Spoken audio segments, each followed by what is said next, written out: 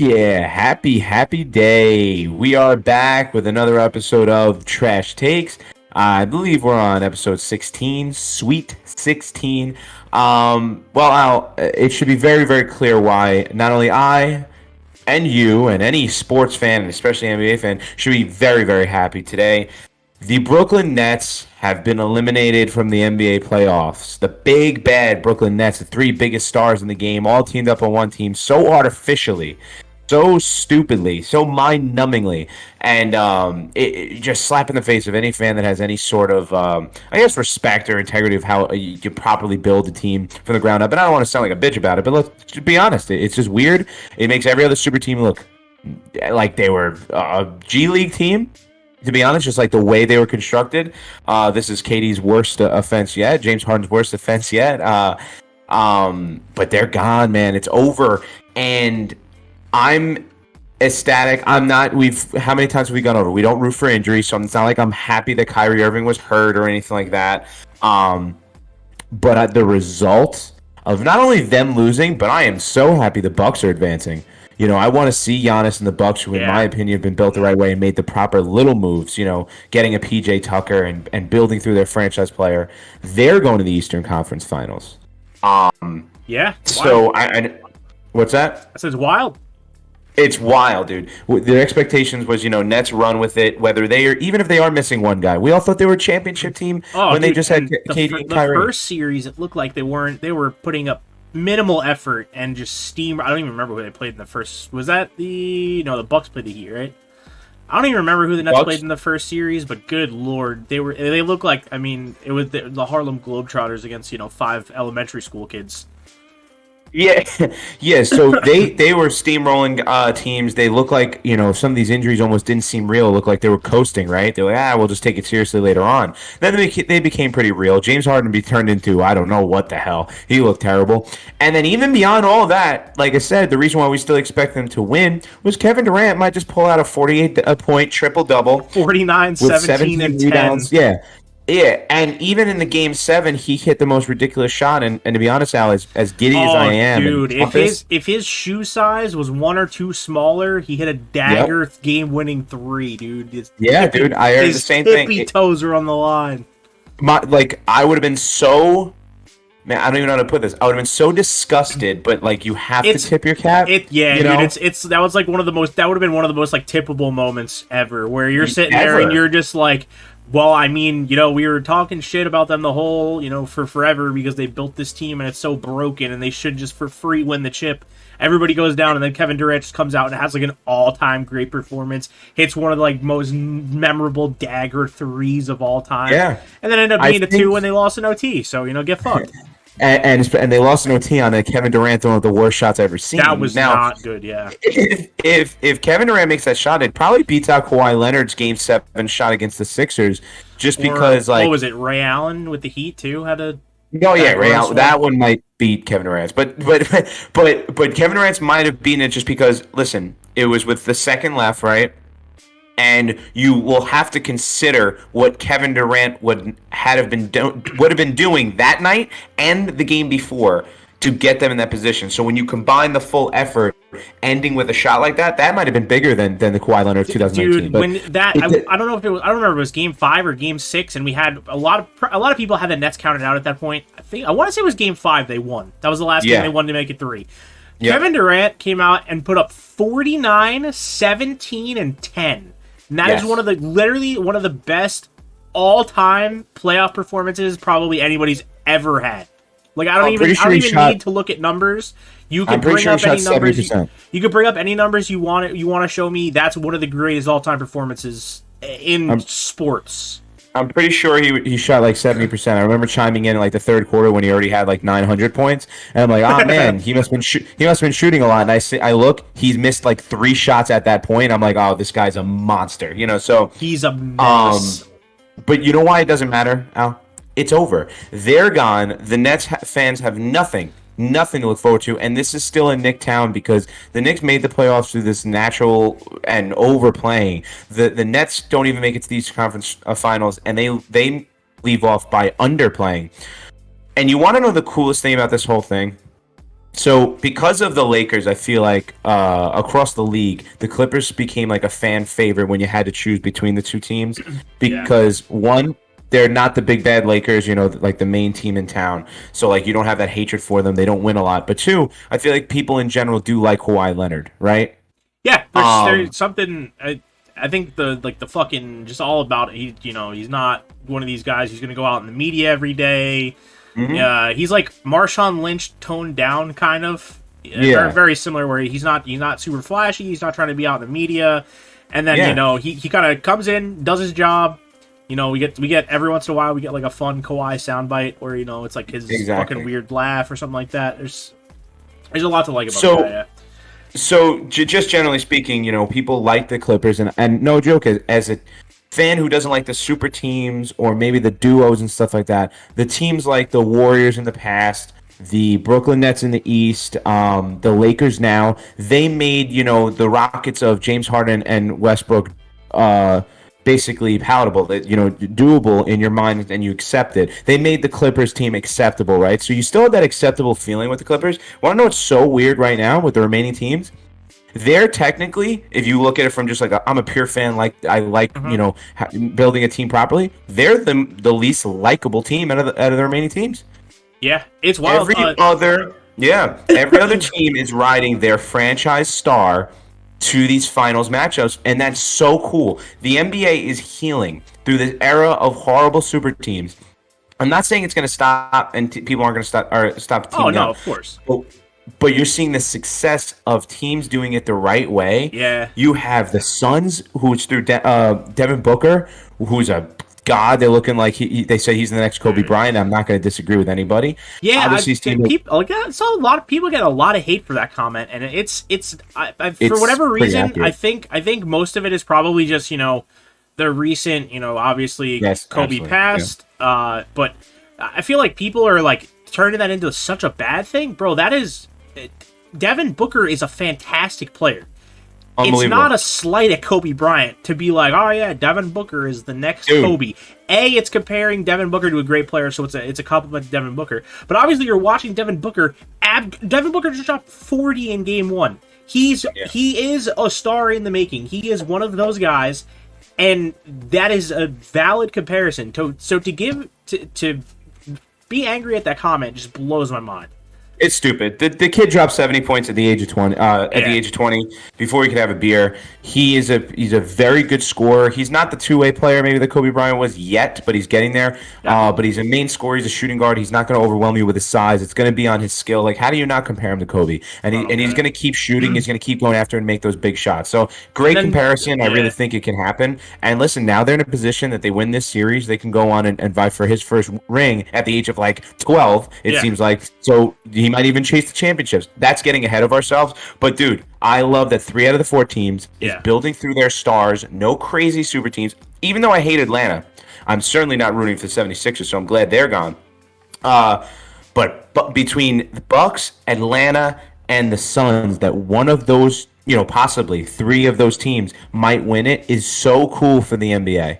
Yeah, Um, to build on that too, I saw a tweet recently. It was earlier today, and it was somebody saying that it's bad for the NBA to not have any of like the big name stars because it like moves some of the more casual fans away from the sport. They don't get to see their LeBrons or their KDs or their Kyrie or James Harden, all like the big names play. They don't get to watch those guys.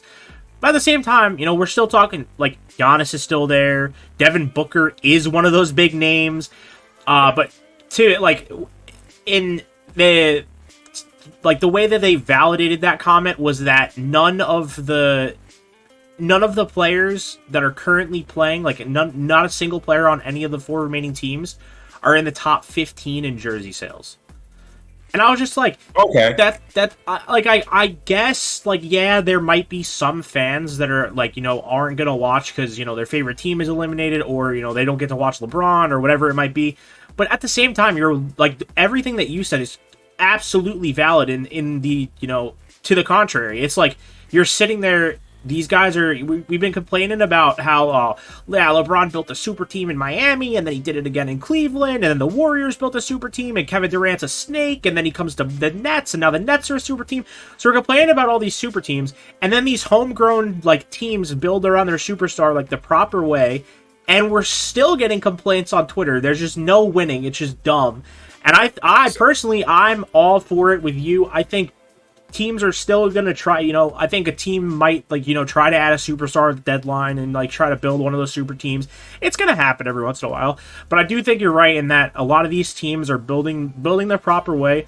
And, you get a team like the Suns. Everybody on that team is young, besides Chris Paul, I guess. But he's fucking ageless, apparently.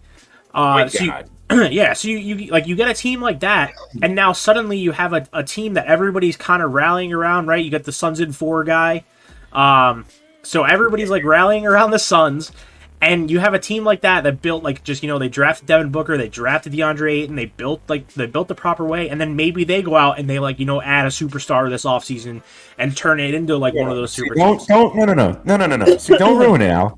They're already a championship caliber team. They were the what were they, the 1 seed or 2? They were the 2 in the West, I think. Yeah, the 2 in the West. Don't start ruining this by adding another superstar. They don't need Chris Paul and Devin Booker. Evidently, is good enough to make the run that they're making. The Clippers are banged up because Kawhi is hurt, so we don't know what's going to happen there. And I think already the Suns could have given them a run for their money, if not just beat them. But Chris Paul's out because of stupid COVID protocols. But all that aside, don't get too harped on it. I know basically everything we predicate even opinions off of is the Twitter world and the online people freaking out. And I'm about to get into that right now. But let's just be excited with who's left, excited the Nets are gone, and excited that most likely we're going to get a very pure team, built properly, win a championship, and it's going to give you and I big hopes for the Knicks of the way they're building, that we could be a top team building it the right way. So, awesome on that front. You mentioned something big. Oh, Twitter's always freaking out. Twitter's always saying stupid shit. And so recently, this last week, you and I tweeted out that we want to start getting into seeing some of the trash takes that really are out there. I mean, really the motivation for this podcast is that there's so many people, so many opinions, and they usually suck, right? So we threw it out there, hey, show us some tweets you see out there. It could be even Instagram comments or posts. It could be anywhere. But give us something where you truly see some trash sports takes. So we had somebody send it in. Good listener, watching the YouTube, listening in. It's OSU fan for you to envy. It's got numbers in there and stuff like that, but we'll give a shout out. So we appreciate it. So this is more in college football. You and I aren't big college football fans, right? I'm certainly not a college football fan, right? So this is more actually diving into a thread. And this is weird. It's not so much the tweet itself, it's the thread. So basically, we got an argument between an SEC team fan, we had a Georgia fan. It's a Georgia fan arguing with OSU fans, and they get into it. And someone made a funny comment. It says, SEC fan go a day without riding Alabama challenge. So basically, I guess it's normal in this world that even if your team's in the SEC, if your team's not in it, you still root for the SEC. After the fact. So they respond back saying they're in the SEC. Question mark. I wanted Bama to win. LOL. Y'all was trash because you play in a weak conference. I guess referring to OSU.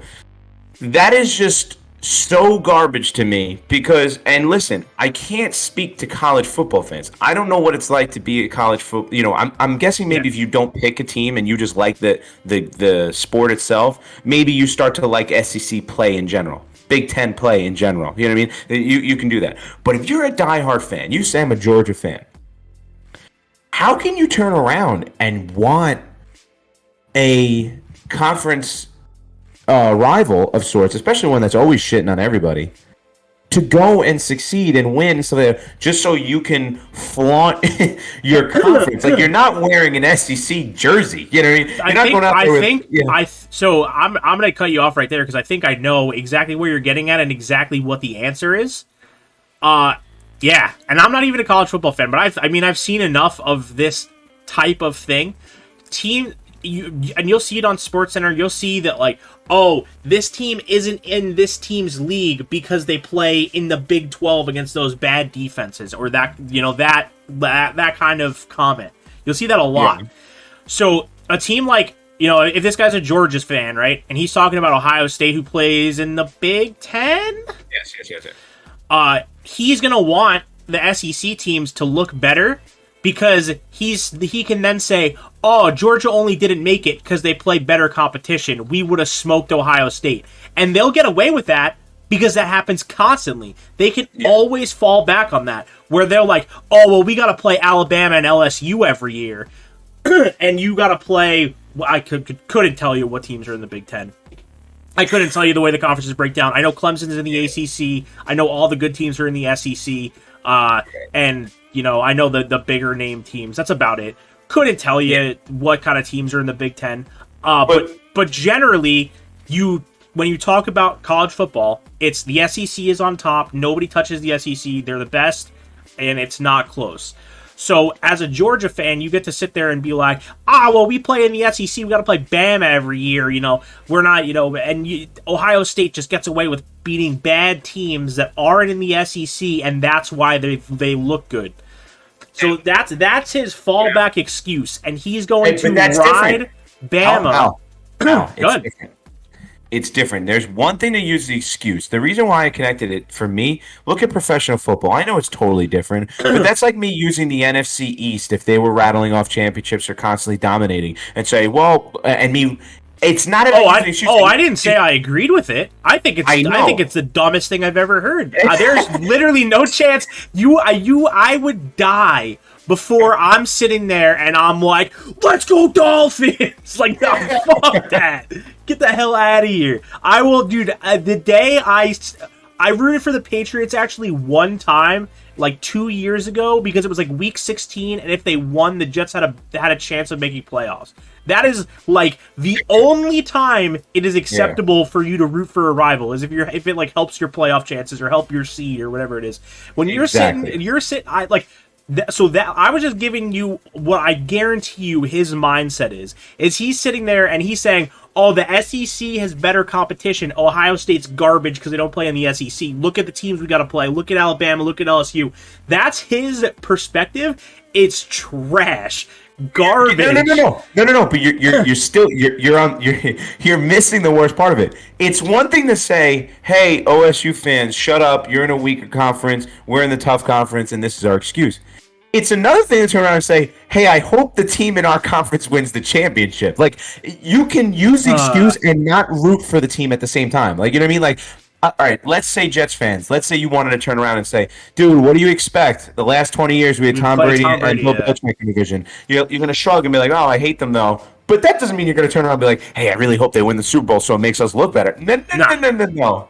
Not how it works. Not how it works. So that's garbage. That's trash. Again, thank you, OSU fan, for you to envy. It's got numbers in there too, but I'll give the shout out on the tweet. Again, we want more trash takes because it really gets us going, even on stuff that we're really not into. But if it's trash enough, you gotta get ruined for it.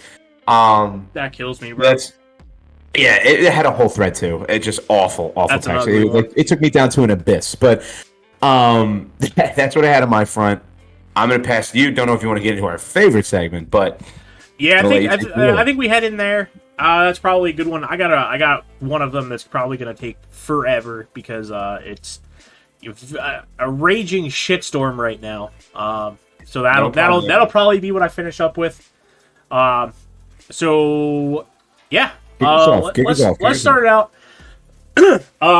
So cash or trash. Obviously our favorite segment weekly. Number one, I have Shohei Ohtani is the best athlete in sports. This is so simple for me. It's easy peasy. Trash. Yeah? And, oh yeah, because there's a man in his own sport, at his own position, who's a better athlete than him on all three levels if given the opportunity to be a DH himself. No, he'd be more like the Ty Cobb version. And that athlete is Jacob deGrom. Jacob deGrom is a better pitcher than Shohei Ohtani. He is probably as good of a contact hitter as Shohei. He just doesn't have the power. And Jacob, it has speed. The dude's a former shortstop. He legs out infield singles. He legs out doubles. He goes first to third. So Shohei's got the pop, the flash, and the power and all that stuff. But Jacob is a better athlete. And guess what? In second place is Shohei Ohtani. So you're close, buddy. But the best athlete in sports, no joke, read the hat, is Jacob deGrom. So trash. That is a bold claim for Big bold. For a player that's leading the league in home runs and has a sub-2 ERA. That being said, you brought up Jacob deGrom having another all-time great season, as we expected, which is just stupid. We shouldn't expect this level of excellence out of anybody, but he's just been this good, so we do. So obviously, I already brought up Shohei Ohtani. You brought up Jacob deGrom. So cash or trash, both MVPs will be pitchers. Cash. Yeah. Beautiful. Cash money. It's wild, right? It's going to be the two guys we just mentioned. Trout, the best player in the world, or second best at this point.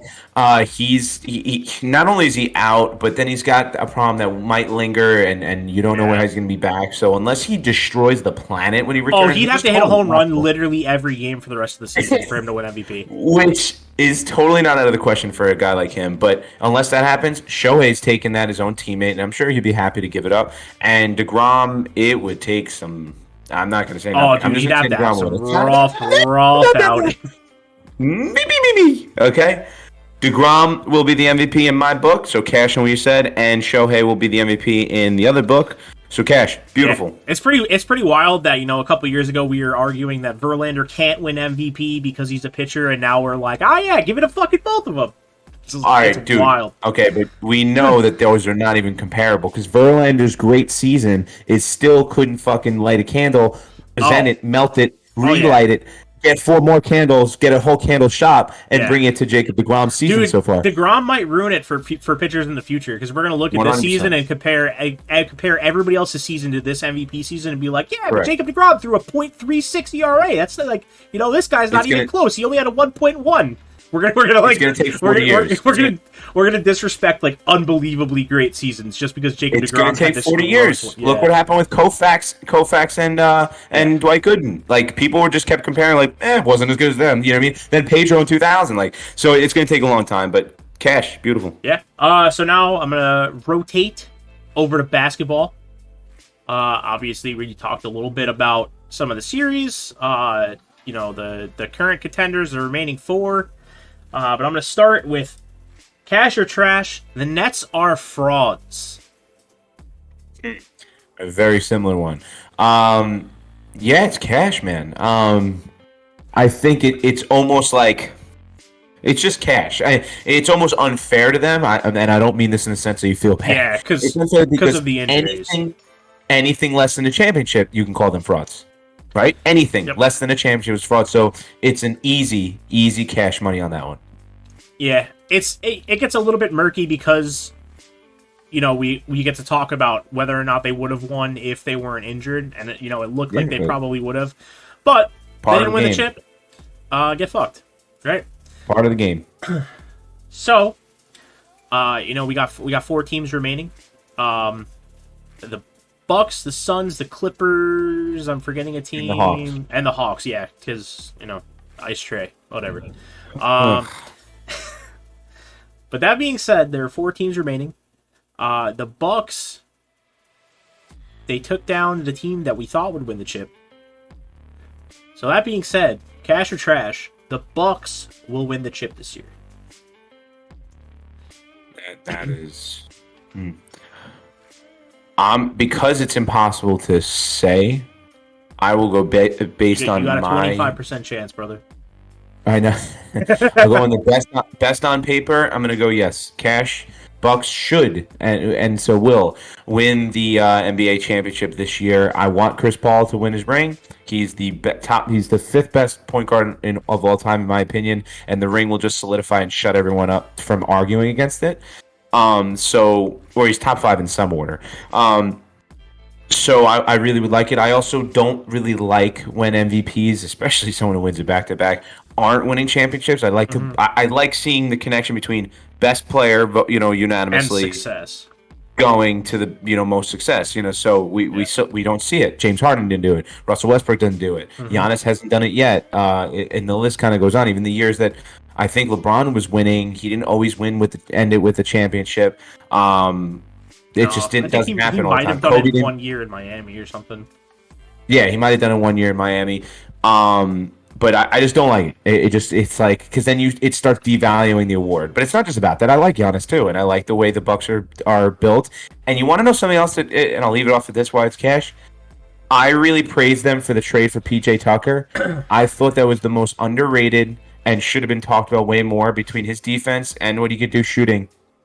Was such a big pickup for them because it was a hole for them in the last two runs that they couldn't really shoot outside of Middleton, and defense at the top of the key, like it was something that they really needed to improve on. They did it. Like it just felt like an under the table type of move that nobody wanted to talk about, and look where they are. So yeah, it was one of the sneaky pickups. Yeah, I mean, I feel like at this point, and it's like weird to slight the Clippers like this, but it feels like it's either the Bucks or the Suns.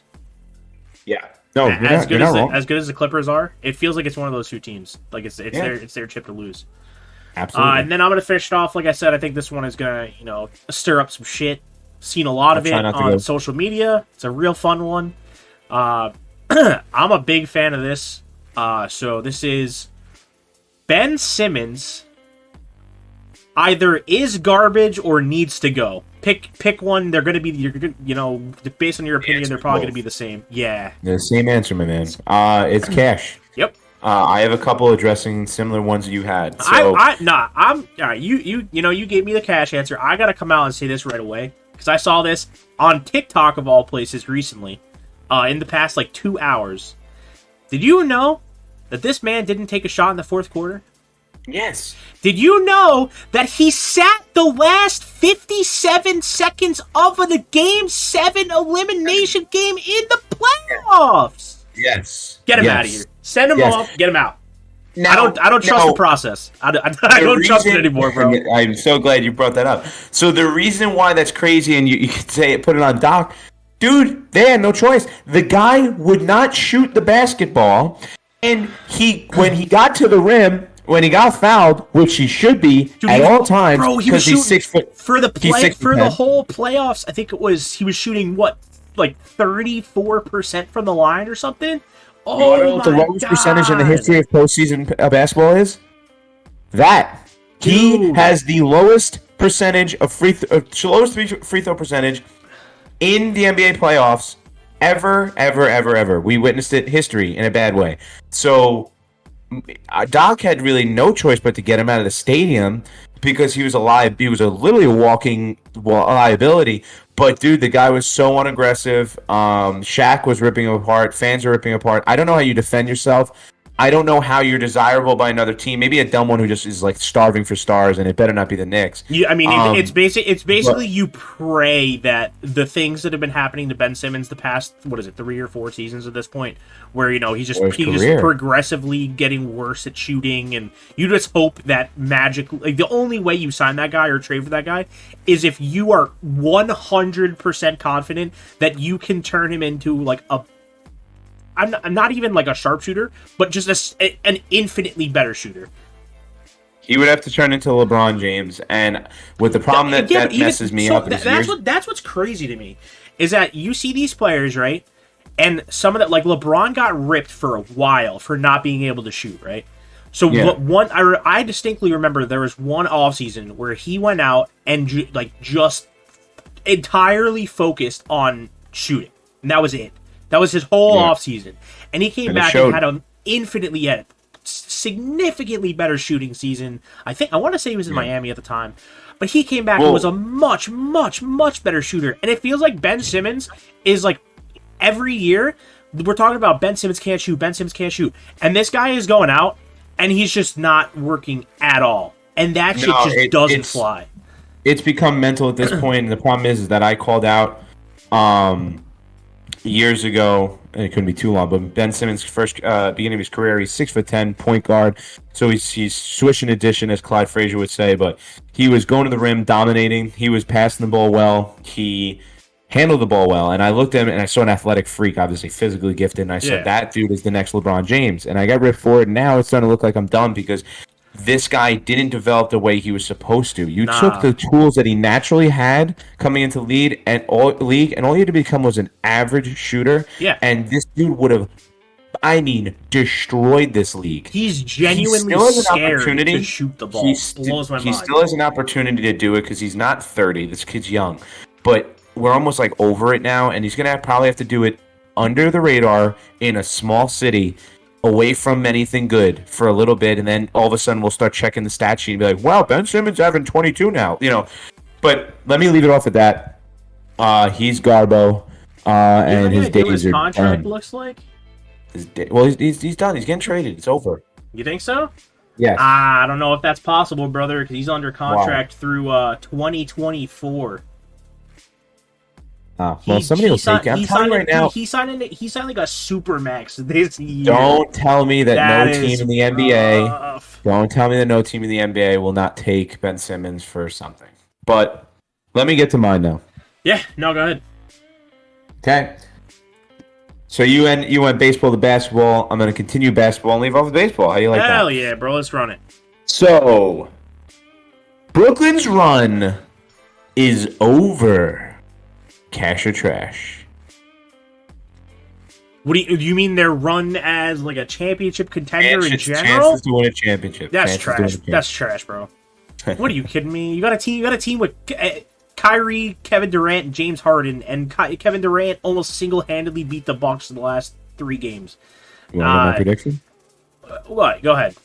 The only. All right. So, the only way that they don't have a chance to win a chip with a team of that caliber, and I think they were definitely missing a piece too. I know Karis. There you go. Spencer. Yeah, Spencer. So they get Spencer Dinwiddie back, and you have those 3 guys. You can't. The only way that they can't win a chip is if all of their egos just explode. Well, and I feel like one of them. All right, yeah, injury obviously. I feel like if any one of them is going to cause that kind of issue, it's going to be Kyrie, right? Yeah. Now listen.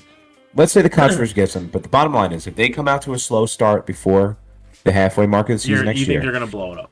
They're going to blow it up because they can't afford all of them. So that's my hope, and that's why I think the run could be over because they can't afford all of them. I think Kevin Durant can go anywhere and force. He's like the LeBron James, right? Where for a long time we said LeBron James. If you're LeBron James on your team, you're going to the conference finals. Now, obviously, not so much, but I think Kevin Durant is that dude where Kevin Durant's on a team, you're making it to the playoffs minimally. So you add those 2 other guys, as long as they stay remotely healthy, they're gonna at the very least. I wouldn't be surprised if they're in the finals the next 3 years, as long as they stay together. Wow. Well, they're only under contract guaranteed for like the next season, and then they have to pay them $100 billion to figure it out afterwards. But, all right, you guys are playing 3-on-5. Yeah.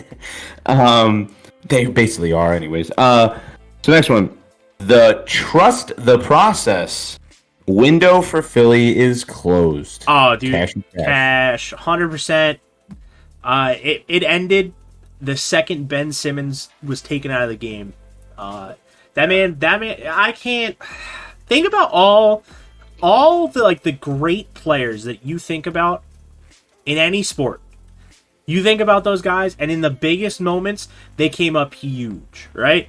Ray Allen has the moments. LeBron's got those moments. The chase down block against, I don't even remember. Kawhi even, and we don't even think because he's less or more quiet. You don't even think of him in that same vein. But Kawhi, any of those guys, Derek Jeter always came through with the clutch hits. Like those kind of guys always come through in those moments. To have Ben Simmons sitting on the bench for the last 60 seconds of an elimination game, even if you're hurt, you gotta come out there and play those last 60 seconds. That is inexcusable. He's gotta go. And we did the trust the process. They gotta replace him with somebody. They gotta do it. Yeah, it's pathetic. That is, you can't even put him in where do you put that guy? The bottom line is it's not even his play is one thing, right? His play fell off a cliff in the playoffs. He was miserable, right? We can bash on him for that for however long we want.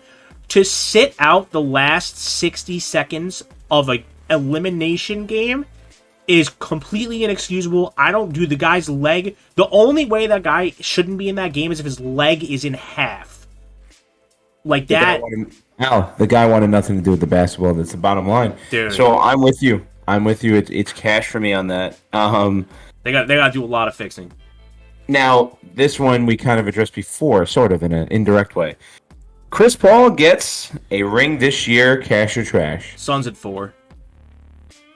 What's that? Oh, Suns at 4. Suns at 4. So you got cash on that? Yeah, dude. I think so. I gave you the Bucks. I think the Suns are just after last night. Devin Booker comes out, drops 40. Like that team is just spooky, dude. Yeah. Chris Paul. I think Chris Paul's on a fucking mission. That man will not take no for an answer. He's gonna get a ring. He's gonna steal it from somebody if he loses the chip. Like that man, he wants it, dude. Yeah, dude. He wants it more than anybody else. Devin Booker and DeAndre Ayton look like they're gonna be stars on that team for the next 15 years. Like that team is scary, and I don't think anybody wants to play them. They came out to beat they're playing the Clippers, right? Yeah, they're beating up on them too. Came out, beat the Clippers. No, wait, what? Am I dumb? What? They're playing the Clippers. Okay, and then the Hawks just beat the Sixers. Never mind. Yeah, I'm an idiot. Wait, no, didn't they just win Game 1 against the team, the other basketball team, the one? No, dude, I'm losing it. Just stop losing it. Yeah, came out. Yeah, they won. All right, yeah. I don't know what I'm saying, dude. You good? But yeah, dude, they beat the Clippers. You know, is relatively convincing. Like that team, I can't. They're just. It feels like they have all the momentum in the world, and it would take something substantial for them to not win. Absolutely, and that's something substantial already kind of happened with Chris Paul on the COVID protocols, and even that's not stopping him. So I can't wait till he returns. Now I'm going to bounce it. Get it? Bounce it. Basketball. I'm going to bounce it into baseball. And this one's important because, as always, our teams are dealing with injuries, lo and behold, and the Mets are dealing with more and more and more and more and more. Hell yeah, dude. But they're winning games and they're staying afloat. So they're still in first. The Mets the Mets are bigger buyers than the Yanks at the deadline. Cash or trash? So in the past, this isn't even a question, it's trash because the Yankees would go out and buy every piece they ever needed. Now it's very, very close, and I think it might be cash. It's slight because the Yankees definitely need to fill some holes if they can find the right piece for the right price. They're definitely going to go out and try to make that play. But I also think the Yankees have a lot of guys in the minor league system that very heavily intrigue them, that they're trying to get them reps and see if they can be a guy on the playoff roster. More so than looking at trades. So I think that's cash. They're more buyers than the Yankees are. I think, like I said, the Yankees probably are looking more towards the minor league system. But it's very close. Yeah, and you have to take the position. I think they both probably make at least one move, but I think the Mets probably make more moves or a bigger move. Mets would have to make a bigger move. We just lost lefty Joey Lucchesi to a UCL tear, a bad one. We lost Familia in the bullpen, and we already have Noah and Carrasco on the IL. So it's tough sledding right now. So I think they will be bigger buyers just out of need. The fact that they're in a position to, because they're in first place, and come on, you got to get better. And here we go. This is a great one. The MLB issued a 10-day suspension with pay to players caught with illegal substances on baseballs. Cash or trash? It's trash, dude. It's just dumb. Yeah. It's dumb. Yeah. They get, obviously, I'm sure they're going to feel bad.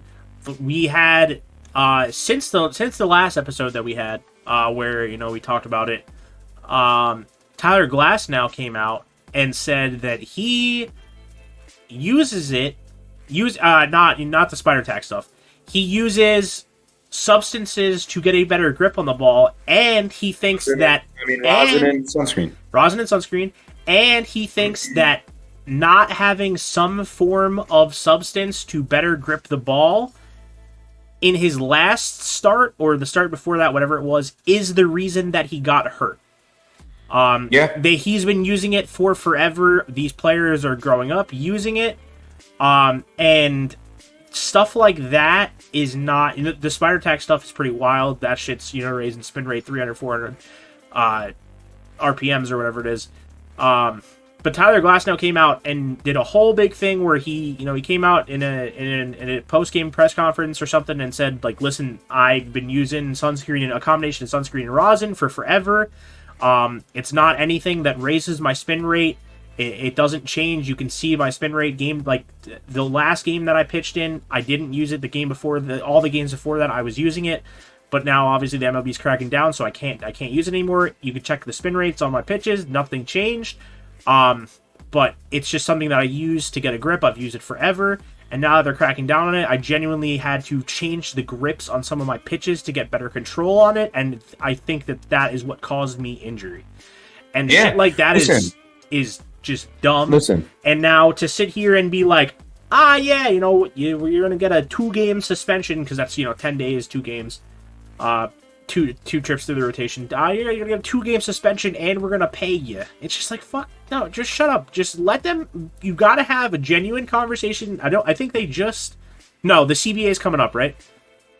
Yeah, the CBA is coming up, but listen. They need to have a genuine conversation and figure out what is too far, because everybody in the league is using something. Mm-hmm. They need to figure out what is too far, and maybe, you just ban spider tack, or you just ban this stuff. Listen, they gotta figure out a middle ground that's acceptable. Yeah. Anything that changes the spin rate of the ball drastically, gives you that extra bite, give you that extra snap, get it out of the game. The rosin and sunscreen thing, I don't really have a problem with. They have a rosin bag on the mound. Uh-huh.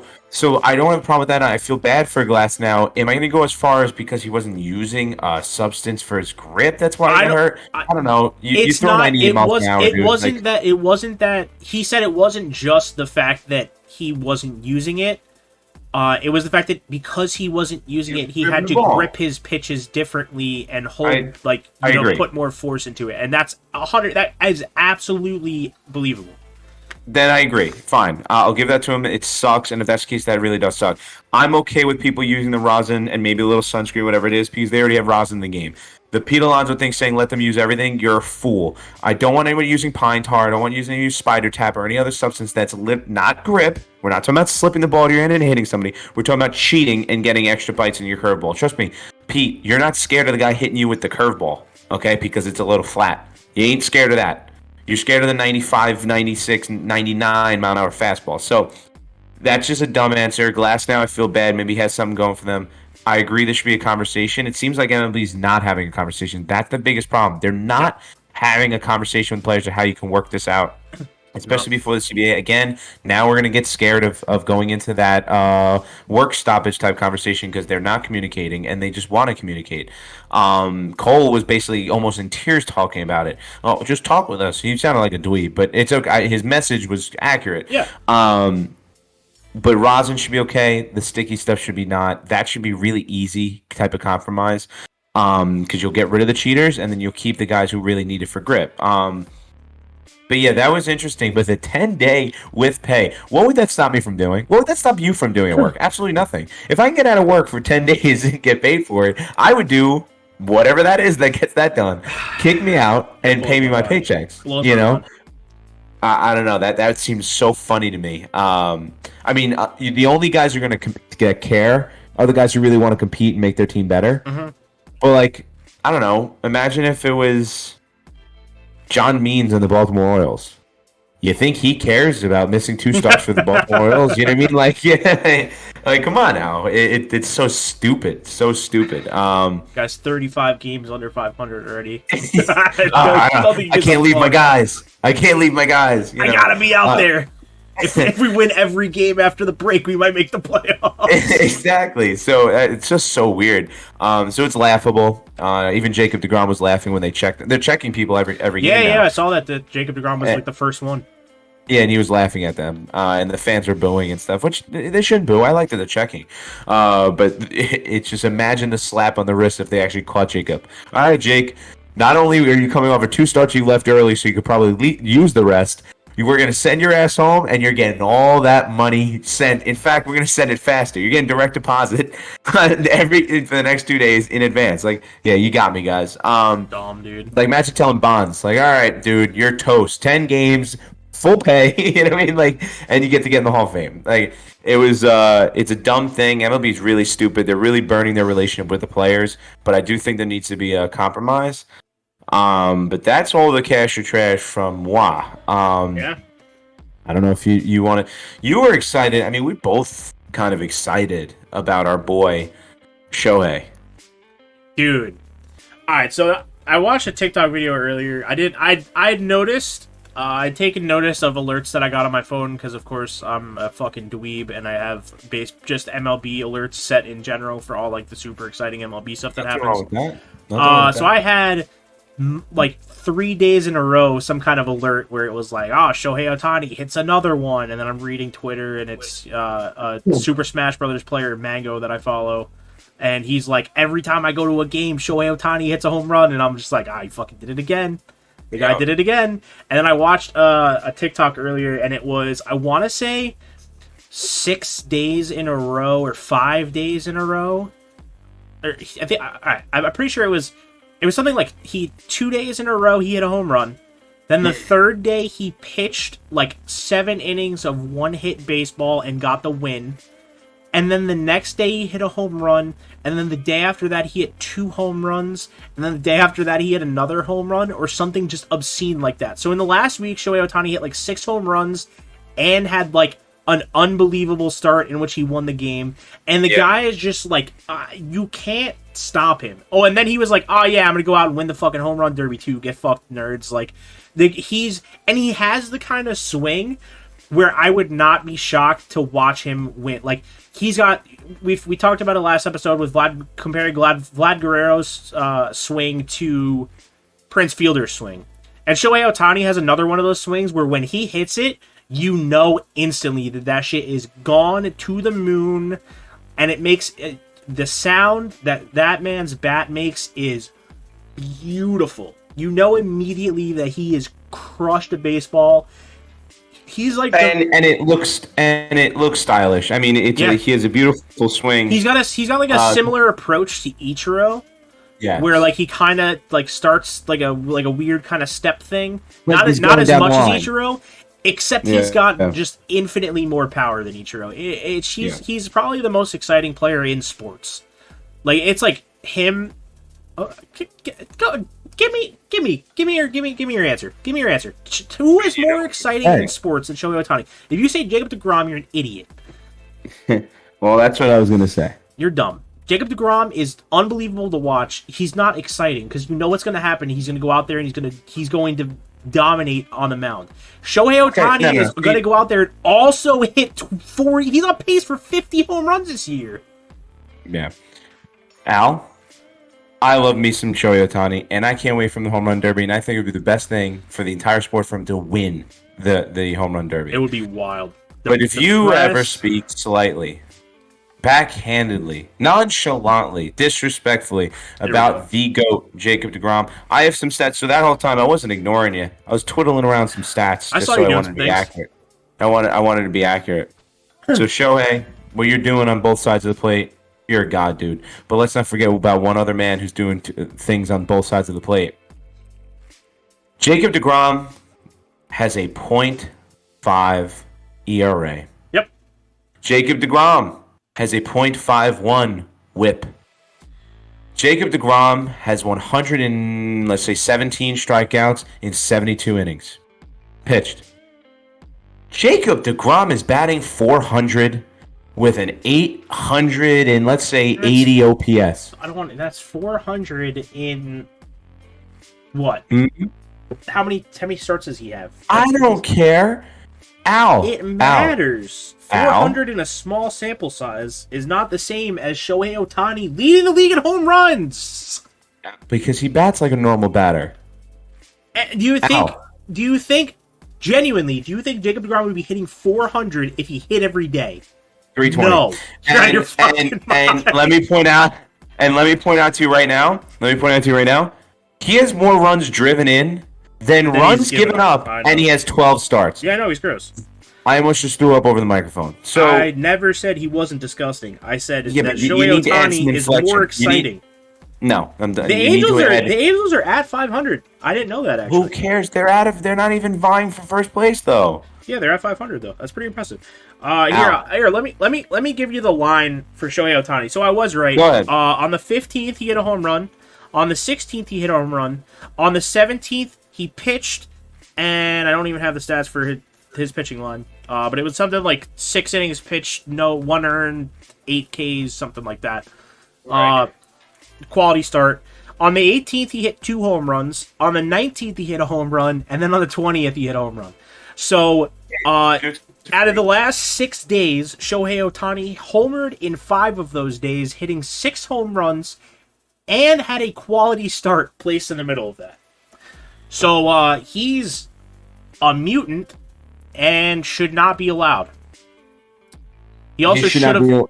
He should have come to the Yankees. He should not be allowed in MLB. Could you imagine that man with Yankee Stadium's left field or right, right field? Do me a favor. My phone's not loading. How many at bats does Shohei have on the season? Don't. Why are you doing this? So many more. Just how many at bats? 239. So far, dude. Jacob's right behind him with 27. So it's very, very. Jesus, dude. It's not. This guy's a freak. He's got a one. His OPS is over 1. He's got 10 stolen bases too, dude. He does it all. We satisfied both. Bro, he's gonna have a sub 3 ERA and join the 2020 club with 100 RBIs. Yeah, except he's gonna have like 30 home runs, or 40. Like, dude, now if he only has 30, I'd be surprised. I'd be pretty surprised. But dude, it comes down to this: we covered in our cash or trash. There's gonna be 2 MVPs this year that are pitchers, and it's gonna be Shohei, Showtime, and it's gonna be Jacob deGrom. Yeah, it's it. Shohei Ohtani would have to have one or both sides of the plate fall off significantly, and have Vlad Guerrero continue to mash for him to not win AL MVP. And Jacob, it really does not come down to talent. Jacob needs to leave planet Earth. So that's the only way it happens. I saw something recently. I don't know. I think one of my buddies sent it to me. If Jacob deGrom gave up 12 consecutive home runs and didn't record an out, his ERA would still be lower than Garrett Cole's, which is not even a slight at Garrett Cole because he's got like a 2.2. It's just that's how ridiculous Jacob deGrom has been this season. I mean, I'm just going to keep saying the stat until I'm blue in the face for as long as it lasts. He has more runs driven in than runs given up. So I'm cool on that. I'm cool on all of that. I love the state in which baseball and all sports are in right now. Yeah. I'm not. Yeah, dude. Much better week. Happy. Yankees back on top. 1-2 series. That's true. Aroldis Chapman has completely forgot how to pitch. I think he needs to start throwing with his right arm at this point. That might be it. Yankees are playing the best defense of all time. Don't at me. 3 triple plays. Game-ending triple play. That's game-ending triple play. We're the best of all time. Absurd. Right back on track. When we get healthy, I expect nothing but 82 wins in the second half of the season. True. And the Mets are starting to even out in the fact that the injuries are catching up with them. You can't just win every game when you're a B squad. But if they can keep scrapping away, I'll be so proud of this team. But again, I'm very happy of the state of sports. I don't know about you, bro, but I'm down to sell everything I own and go to all 7 games of the Subway Series this year. I'm down. Let's book it. Bro, 7 games, banger, Silver Series. Done and done. Whatever it is, whatever you want to call it. You heard it here, folks. We're going to the Subway Series. Follow us there, all 1 million of you. I'm done. I'm good with that. Sounds good. Later.